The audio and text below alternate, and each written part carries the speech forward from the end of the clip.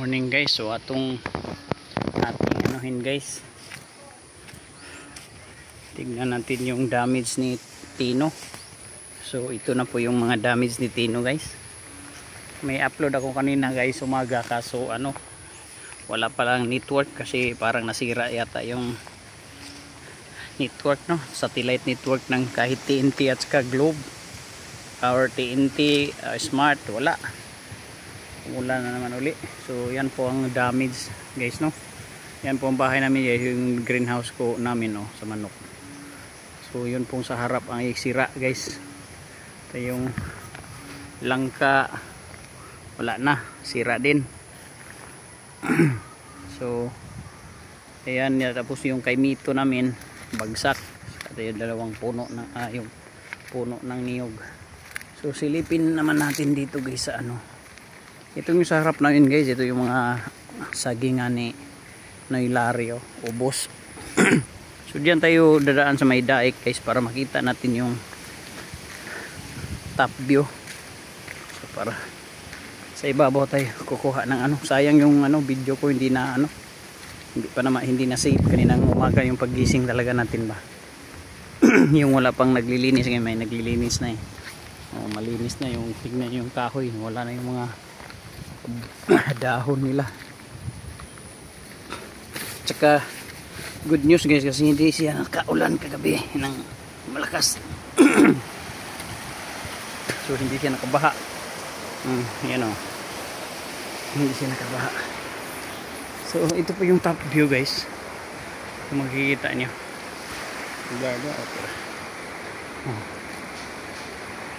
Dito banda walang damage na puno ng niyog. Doon banda talagang malakas sa galing dagat, galing sa dagat, malakas na hangin.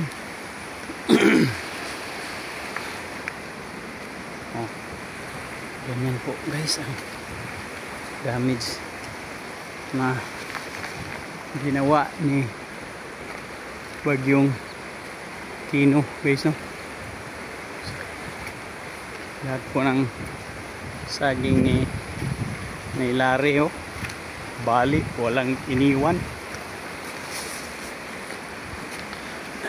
So wala na nakatayo, lahat ay bali. Swerte lang kung merong nakatayo guys. Puro bali lahat yung saging, damage. Ilang putulin na yan siguro guys. Mati kay Glenn dito.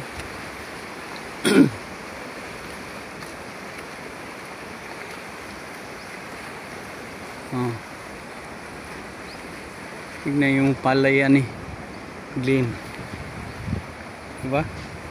Mag-harvest na sana kaso na abutan pa ng bagyo guys. Laki talagang pinsala na ginawa ni Tino, iniwan.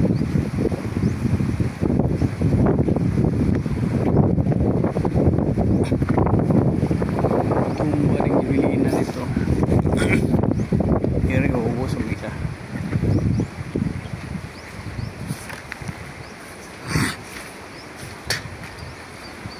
Laki ng alon guys sa dagat.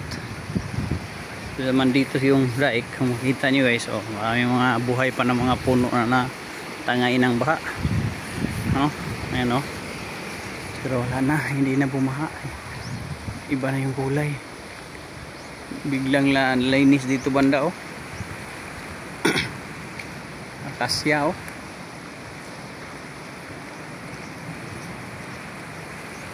okay. Ayun ko. Pati doon pala kay Ibit, damage din pala, ubos din ng saging. Puro na lang niyog ang nakatayo guys, yung lahat ng saging ay tumba.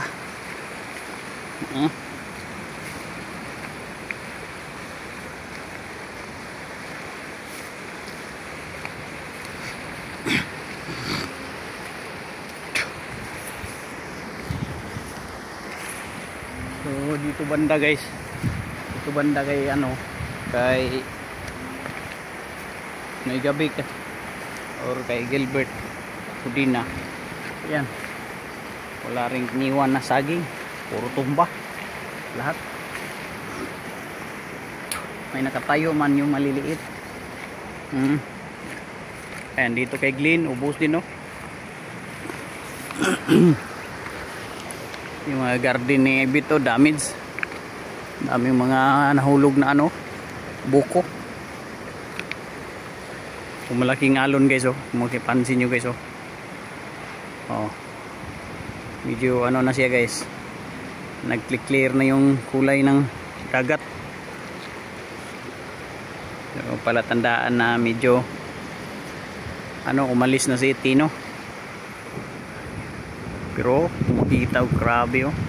Oh, kita mo yung waves na yan guys. Punta tayo guys, lapitan natin yung waves kung gaano ka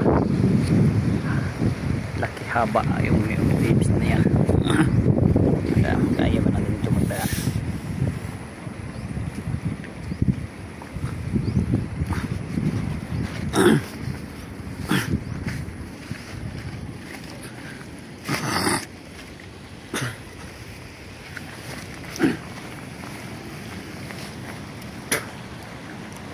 Saan tayo dadaan?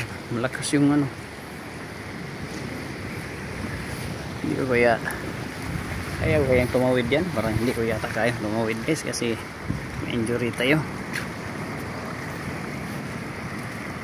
Yung greenhouse ni Gabi ko. Basta ganyan pamaraan ng pag-ati ano guys, estilo ng pag-aatip.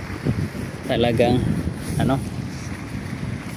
yung pagbubong ba, yung estilo ng pagbubong talaga basta maano sa bagyo. Tested, proven and tested na talaga yung mga ganyan style guys. So kagabi guys hindi po siya bumaha, no? Kasi mapapansin nyo naman yung ano, kung bumaha o hindi. Mapapansin po natin yung daloy ng tubig. Wala po siyang masyadong iniwan na bakas na dinaanan ng ano. So, dito banda, ubos yung mga ano dito pala. Ubos yung mga kahoy dito. Higa lahat.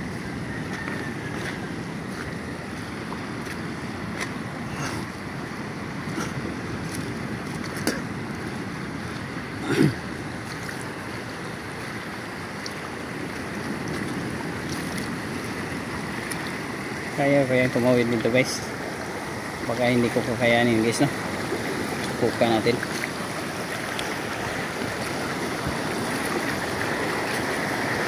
Hey Lord, wala naman ako masyadong malakas, Lord.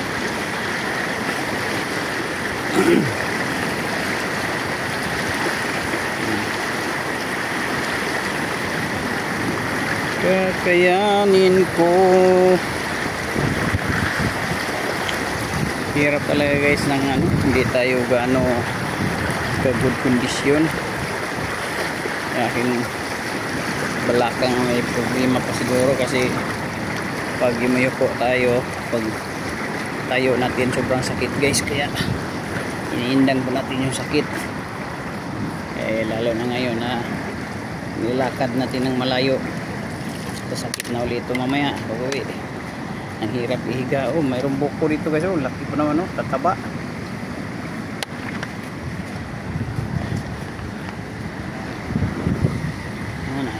Nagsisinso na kasi di madaanan yung daan doon guys.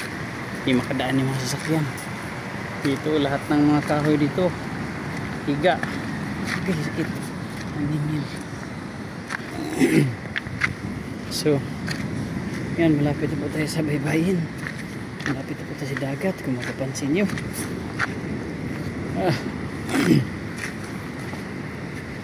Hindi po tayo banda po. So ayan guys,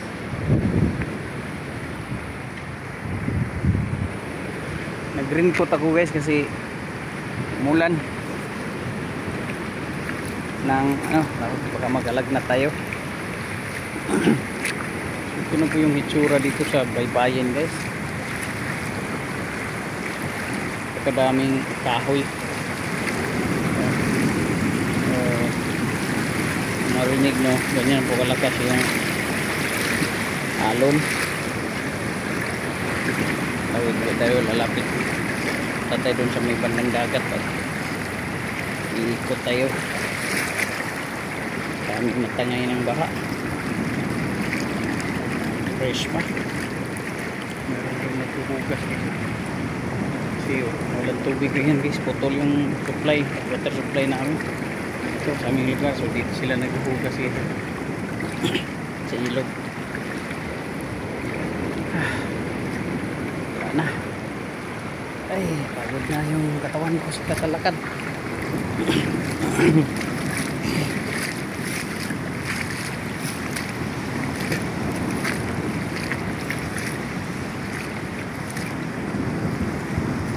So yan na.